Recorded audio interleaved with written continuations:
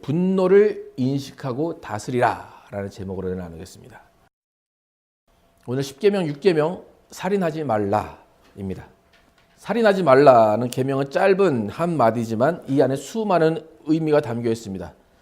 겉으로 드러난 사람을 죽이는 일뿐만이 아니라 말로 또 생각으로 감정으로 사람을 죽이는 일이 모두가 포함이 됩니다. 그리고 더 나아가서 수많은 그런 사고, 사건 중에서 인재라고 할 수 있는 사람이 잘못해서 일어날 수 있는 그 모든 일들도 살인하지 말라라는 그런 계명 안에 포함이 됩니다. 이 살인하지 말라라는 6계명은 세월이 지날수록 더 많이 어겨지는 계명이기도 합니다. 시대가 악해졌다라는 말을 통해서 우리는 어떤 살인하지 말라는 계명이 더욱더 지켜지지 않는 것을 보게 됩니다. 그래서 살인이라는 것은 인류 최초의 가정에서부터 일어났음을 우리가 잘 알고 있습니다. 그렇기 때문에 살인이라는 것은 인간의 본성이라고 말할 수밖에 없습니다. 여러분, 가인이 이제 아벨을 돌로 쳐 죽인 것이 첫 번째 살인입니다. 사실 이 두 형제 간에는 싸운 일이 없어요. 성경에 보면, 그죠? 큰 갈등이 있었던 것도 아니에요. 살인의 원인을 제공한 것은 하나님께 드리는 제사였어요. 제사만 없었다면 살인의 빌미가 없었을 거예요. 작년 마지막 설교에서 제가 예수님 때문에 깨어진 관계가 있다, 그리고 그 관계를 회복해야 된다라고 설교를 했는데, 가인과 아벨도 하나님 때문에 드리는 제사, 하나님에게 드리는 그 제사 때문에 관계가 깨어진 거예요. 가인과 아벨 둘 다 하나님을 잘 섬겼다는 것을 알 수 있어요. 둘 다 하나님께 제사를 지냈어요. 그런데 가인의 제사만 하나님이 받지 않으셨어요. 만약 가인과 아벨의 제사를 다 받지 않으셨다면 오히려 둘이 이제 의기투합해서 좀 잘해보자 그랬을지도 몰라요. 그런데 하나님은 가인의 제사만 받지 않으셨어요. 가인의 제사를 왜 안 받으셨는가, 거기에 대한 여러 가지 학설이 있는데, 아벨은 가장 좋은 첫 새끼를 하나님께 드렸고, 가인은 그것이 아니라 그냥 있는 것 중에 아무거나 드렸다, 그런 어떤 가설도 있고, 또 가인의 제사는 하나님께서 땅을 저주하셨는데 그 땅에서 나오는 소산을 가지고 제사를 드렸기 때문에 하나님이 받지 않으셨다, 그런 가설도 있고, 또 가인의 제사는 피 흘림이 없었다는 거죠. 곡식을 드렸기 때문에 피 흘림이 없어서 하나님이 받지 않으셨다, 그런 여러 가지 가설이 있어요. 그런데 성경에서는 그 해답을 얘기하고 있지는 않아요. 그저 하나님이 가인의 제사만 받지 않으셨다는 상황만 이야기를 하고 있어요. 결과적으로 가인은 내가 뭘 잘못했는가라는 그 잘못을 알지 못한 채 납득이 되지 않는 상황 가운데 있다는 거예요. 왜 내 제사를 안 받으시지? 내가 뭘 잘못했나? 어디서부터 잘못된 것인가? 가인은 생각했을 거예요. 그리고 성경에는 안색이 변했다라고 표현하는데, 그것은 뭐냐면 고개를 떨구고 있다는 거예요. 고개를 푹 숙이고 분노에 차 있는 모습이 가인의 모습이에요. 여러분, 만약 여러분이 눈을 감고 고개를 푹 숙이고 있다, 그럼 어떤 심리의 상태입니까? 뚜껑이 열리기 전이죠. 나 건드리지 마라, 이거죠. 머릿속이 복잡하죠. 그래도 참아보려고 노력하는 거죠. 이를 꾹 물고 참아보려고 하는 상태예요. 내 속에는 분노가 가득 차 있지만 폭발하지 않으려고 노력하는 상태예요. 가인이 지금 그런 상태였어요. 그런 상태에서 하나님이 좀 넘어가 주시면 되는데, 가인에게 오셔서 한마디를 하세요. 창세기 4장 6절 7절 함께 읽겠습니다. 시작. 여호와께서 가인에게 이르시되 내가 분하여함은 어찌 됨이며 안색이 변함은 어찌 됨이냐. 내가 선을 행하면 어찌 낯을 들지 못하겠느냐. 선을 행하지 아니하면 죄가 문에 엎드려 있느니라. 죄가 너를 원하나 너는 죄를 다스릴지니라. 하나님 말씀하시기 전까지 가인은 그냥 고개를 푹 숙이고 그냥 분노에 차 있기만 했어요. 내가 뭘 잘못했나? 하나님 나한테 왜 그러시나? 좀 다시 드려볼까? 그런 생각, 머리에 복잡한 생각이 있었을 거예요. 이 분노에 차서 고개를 숙이고 있는 이때는 아벨에 대한 생각이 별로 없었을 거예요. 그저 자신의 제사가 드려지지 않은 그 상황에 분노했을 거예요. 납득이 되지 않은 그 상황 때문에 화가 나 있었을 거예요. 그런 상황에 하나님이 다가오셔서 다짜고짜 야, 너 화났냐? 왜 네 얼굴을 쳐박고 있냐? 네가 선을 행했다면 그렇게 하고 있겠냐? 너는 죄를 다스려라. 이렇게 다그치시는 거예요. 안 그래도 기분 나빠 죽겠는데 하나님이 자신을 콕콕 찌르시는 거예요. 여러분 잘 생각을 해보세요. 여러분이 막 화가 나 있어요. 그래서 화를 참으려고 막 해요. 얼굴이 울그락불락 해지는데 그래도 꾹 참고 이제 눈을 감고 고개를 푹 숙이고 있는데 옆에서 누군가 와가지고 야, 너 왜 그러냐? 왜 그렇게 고개 숙이고 있냐? 네가 뭘 잘했다고 그러냐? 네 죄를 다스려라. 여러분 어떻게 할 것 같습니까? 그리고 그 사람이 확 돌아서 가요. 그럼 여러분 어떻게 할 것 같아요? 눈 팍 떠서 그 사람의 뒤통수를 한 대 팍 치고 싶겠죠. 그죠? 지금 가인이 그 상태예요. 막 열이 받아 있는 상태예요. 근데 하나님이 뭐라고 그러세요. 자신의 제사가 받아들여지지 않은 상황, 낭망하에 있는 상황, 분해에 있는 상황, 그 상황에 거기서 하나님이 내 가슴을 후려치는 그런 말씀을 하세요. 맞는 말이에요. 그런데 그 말이 분노를 더 일으키게 된다는 거예요. 그래서 분노가 삭히려고 했는데 그 분노가 일어나니까 그 다음에 어떻게 되냐면 그 분노가 행동으로 나타나는 거예요. 만약에 하나님 눈에 보였으면 하나님 멱살이라도 잡을 수 있었을 거예요. 그런데 하나님이 눈에 보이지 않아요. 그리고 정작 하나님께 그렇게 대항할 용기도 없어요. 그러니까 하나님이 제사를 받아주신 아벨이 갑자기 미워지는 거예요. 그래서 하나님 대신에 아벨의 뒤통수를 돌로 치게 되는 거예요. 가인에게 아벨은 더 이상 동생이 아니에요. 그냥 하나님이 편애하시는 사람일 뿐이에요. 하나님께 화풀이해야 되는데 화풀이를 못하니까 화풀이 대상이 된 거예요. 그래서 가인은 아벨을 죽이고 나서도 별로 가책을 느끼지 않아요. 하나님께서 아우가 어딨냐 했더니 하나님께 제가 아우를 지키는 자입니까? 라고 반항을 해요. 그리고 하나님이 아벨을 죽인 대가로 네가 땅에서 소산을 얻지 못할 거야. 땅에 거주하지 못할 거야. 너는 방황할 거야. 라고 말씀하시는데 거기서도 이건 내게 너무 가중합니다. 라고 그 벌을 그냥 달게 받지 않으려고 해요. 그 상황까지도 가인은 아직 아벨을 죽인 상황, 아벨을 죽일 수밖에 없는 상황, 그 상황이 어쩔 수 없었습니다. 라고 하나님께 이야기하는 거예요. 하나님이 자신의 제사를 받아주지 않은 그 상황이 납득이 되지 않고 자신이 어쩔 수 없이 아벨을 죽일 수밖에 없었습니다. 그것이 다 하나님 때문입니다. 라고 가인은 생각하는 거예요. 만약에 하나님이 이제 가인의 제사를 받지 않으시고 다가오셔서 조곤조곤 야, 네가 이렇게 해서 이걸 잘못했어. 그래서 내가 제사를 안 받은 거야. 그러니까 네가 좀 다시 드려. 그렇게 했으면 가인은 다시 드렸을지도 몰라요. 근데 그가 아니라 다짜고짜 오셔가지고 네 안색이 변함이 어찌미뇨 분함이 어찌미뇨 너를 죄를 다스려라. 그러니까 그 안에 더 분노가 더 일어났다는 거예요. 살다 보면 우리는 이런 상황을 많이 맞이하게 돼요. 그죠? 여러분의 자녀들도 이런 상황을 많이 맞이할 거예요. 차마 엄마 아빠는 칠 수 없고 의자를 팍 때려 부수고 나가든지 벽을 치고 나가든지 그런 상황이 많을 거예요. 하나님도 우리의 성정을 잘 아시기 때문에 십계명의 부모를 공경하라 다음에 살인하지 말라를 집어넣으신 거예요. 공경하고 싶어요. 그런데 내 상황이 그렇게 만들지 않아요. 그래서 때로는 부모에게 반항을 하고 대들기도 하고 살인의 형태로 나타나기도 한다는 거예요.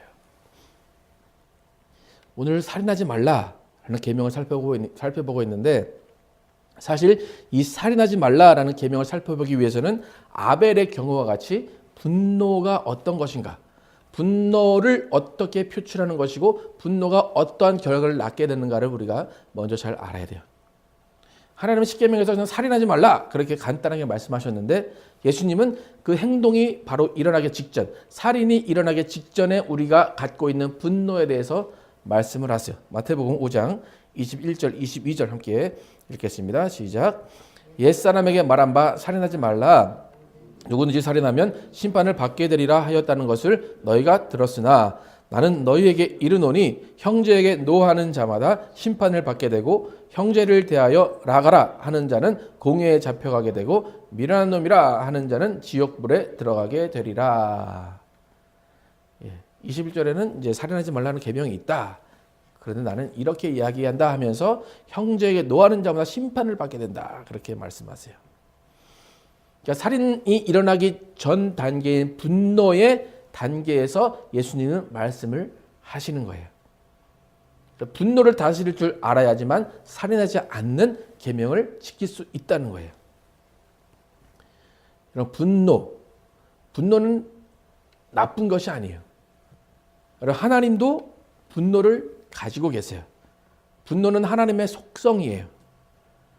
그래서 우리는 하나님의 분노를 성경에서 잘 읽을 수가 있어요. 한 600번 나온대요. 사실 하나님이 가인에게 오셔서 안색이 변하면 어찌미뇨 네 죄를 다스려라. 이것도 어찌 보면 하나님의 분노예요. 하나님이 분노하셔서 가인에게 그렇게 말씀하신 거예요. 우리가 하나님의 말투를 들어보지 않았지만 조곤조곤 다정하게 말씀하지는 않으셨을 거예요. 화를 내듯이 말씀하셨을 거예요. 이 분노가 하나님의 속성의 한 부분인데 하나님의 분노는 정당한 것이 왜 그러냐면 불의에 대한 분노이기 때문이에요. 이유 없는 분노가 아니라 불의한 것에 대해서 하나님은 정의로움을 나타내시기 위한 분노이기 때문에 하나님의 분노는 정당한 분노예요. 그래서 우리에게도 분노가 있어요. 우리에게도 분노가 있는데 정당한 분노가 있어요. 정의롭지 않은 것을 보고 화를 내는 것은 정당한 분노예요. 그런데 우리에 있어서 분노가 위험한 이유는 뭐냐면 하나님의 분노는 통제력을 잃지 않으세요. 항상 옳은 상황만 보시고 판단하세요. 그런데 우리의 분노는 우리 자신의 관점에서 그 상황을 보고 판단한 후에 주관적으로 납득이 되지 않은 상황에서 일어나는 것이 우리의 분노이기 때문에 또 단순히 나의 자존심을 지키기 위한 분노일 수 있기 때문에 또 우리가 복수하거나 아니면 보복하기 위한 분노일 수 있기 때문에 우리의 분노는 항상 위험성을 가지고 있다는 것을 알아야 돼요.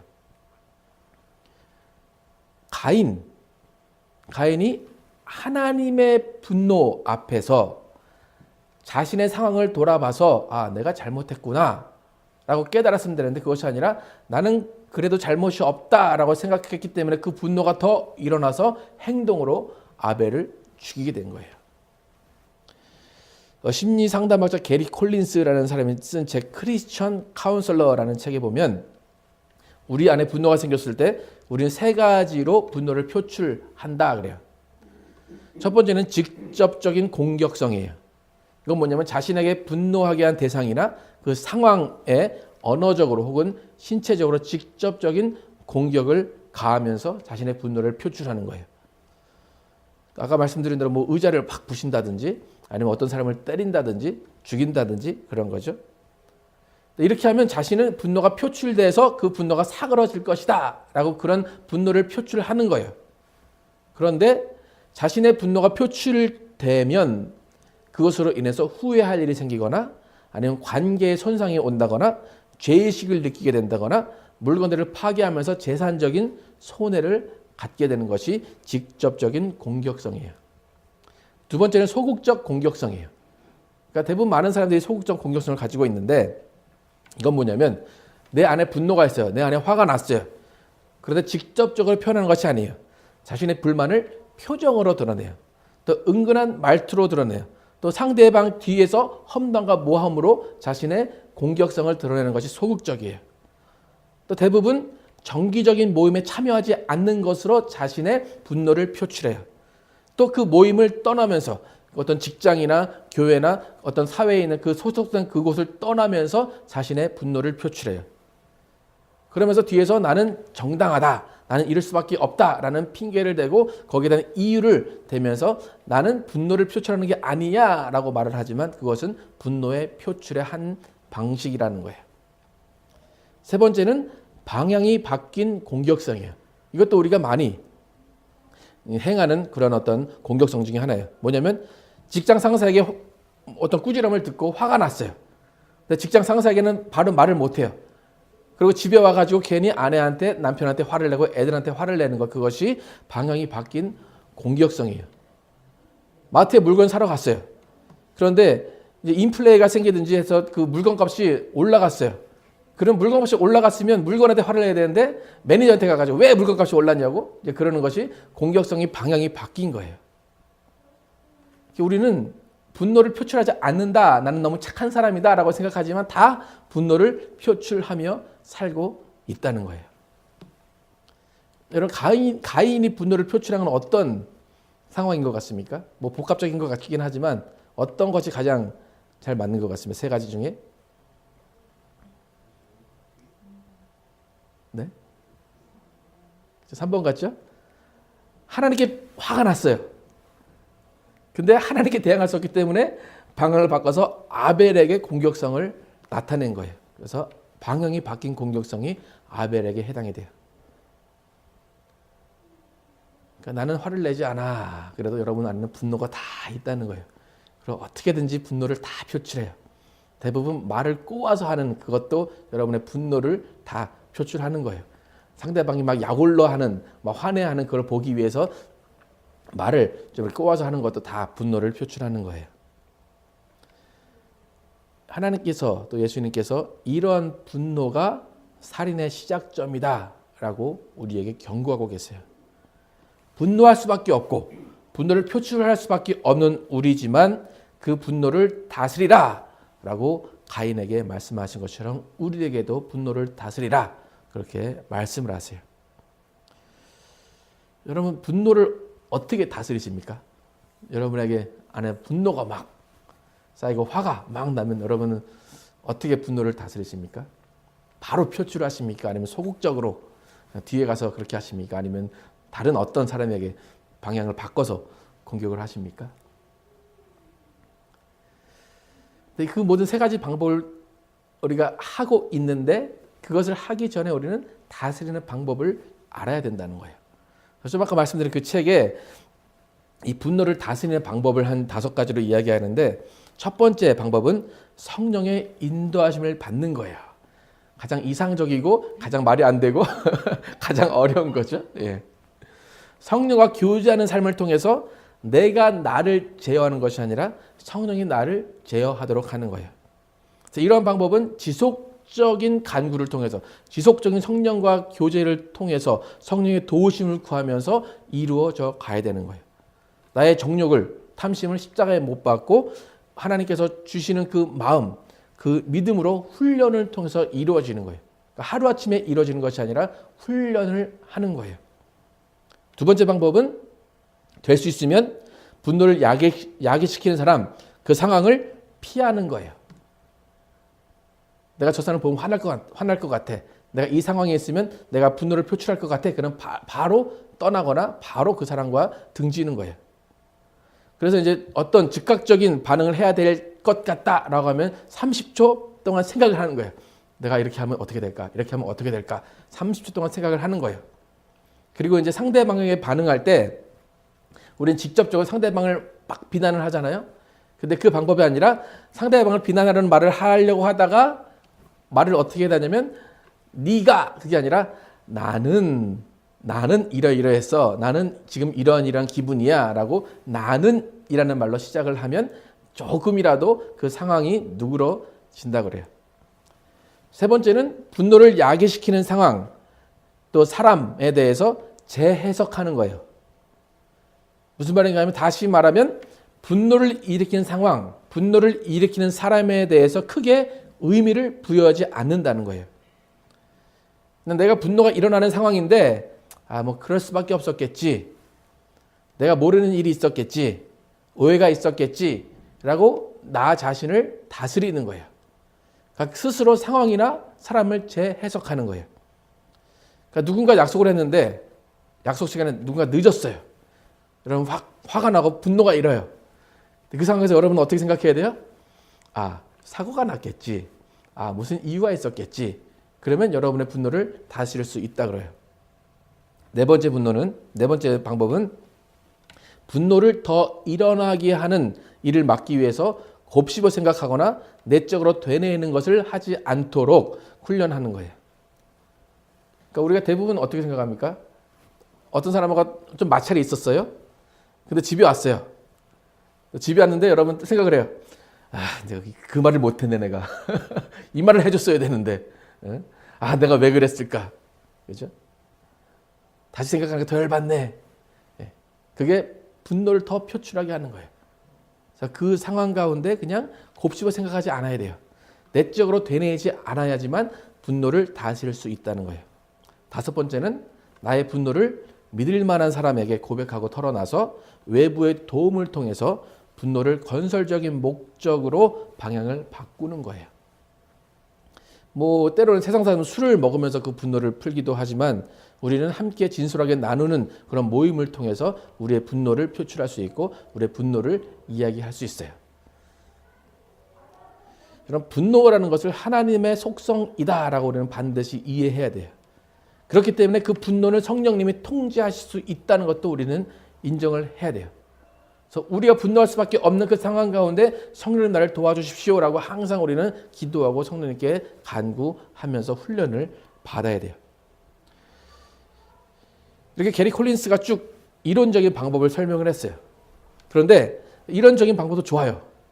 그런데 더 실제적인 분노를 다스릴 수 있는 방법은 뭐냐면 우리가 직접적인 분노를 표출했을 때 우리에게 돌아오는 그런 손해, 돌아오는 그 반응들을 보면서 우리는 그 분노를 표출하지 말아야 되겠구나 생각할 수 있다는 거예요. 만약에 분노가 났어요. 분노가 나서 정말 그 분노가 난 상황 가운데 도자기를 딱 들었어요. 근데 도자기가 수천만 원짜리예요. 근데 전에는 한번 딱 던져서 깨트렸어요. 근데 다시 한번 분노가 났을 때 딱 짚고 나면 무슨 생각이 나요? 수천만 원이지. 내려놓자. 그러면서 우리는 그 경험을 통해서 분노를 다스릴 수 있다는 거예요. 남편이 분노가 나요. 그래서 부인 아내에게 막 쏘아댔어요. 근데 한마디 쏟아냈는데 돌아오는 게 100마디예요. 그 남편은 다음에 어떻게 해요? 한마디 하려다가 참자. 부인도 마찬가지죠. 예. 또 내가 이렇게 분노하는 모습을 내 자식이 보면 내 자식도 나중에 그렇게 할 거야 라는 그 생각이 있다면 분노를 참아낼 수 있다는 거예요. 그러니까 가장 좋은 훈련은 뭐냐면 나의 분노가 나의 주위에 손해를 끼치고 나에게 손해를 끼치는 것을 알게 되면서 분노를 다스릴 수 있다는 거예요. 그래서 에베소 4장 26절에도 분을 내어도 죄를 지지 말며 해가 지도록 분을 품지 말라라고 경고를 합니다.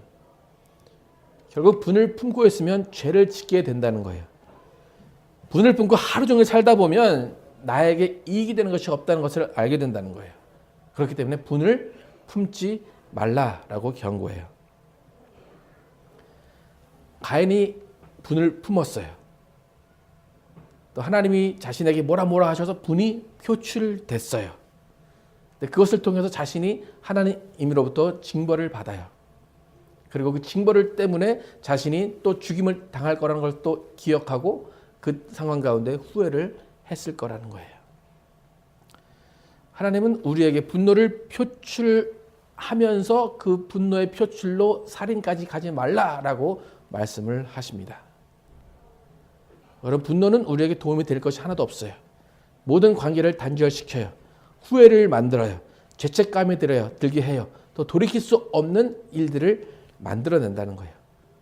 그 모든 책임은 우리가 질 수밖에 없다는 거예요. 그렇기 때문에 예수님도 본을 품고 형제에게 노하는 자마다 심판을 받는다라고 경고하신 거예요. 그 심판은 하나님이 하시는 심판일 수도 있겠지만 직접적인 우리의 물질적인 손해, 관계의 단절 그 모든 것이 심판에 들어갈 수 있다는 거예요. 여러분, 하나님도 분노를 하신다고 그랬어요. 하나님은 불의 앞에 절대로 가만히 계실 수 없는 분이에요. 만약에 우리가 하나님 앞에 분노를 가지고 있는 채 어떤 사람에 대해서나 하나님에 대해서 분노를 가지고 하나님께 오게 되면 하나님은 그 상황 가운데 우리와 함께 하실 수 없다는 거예요.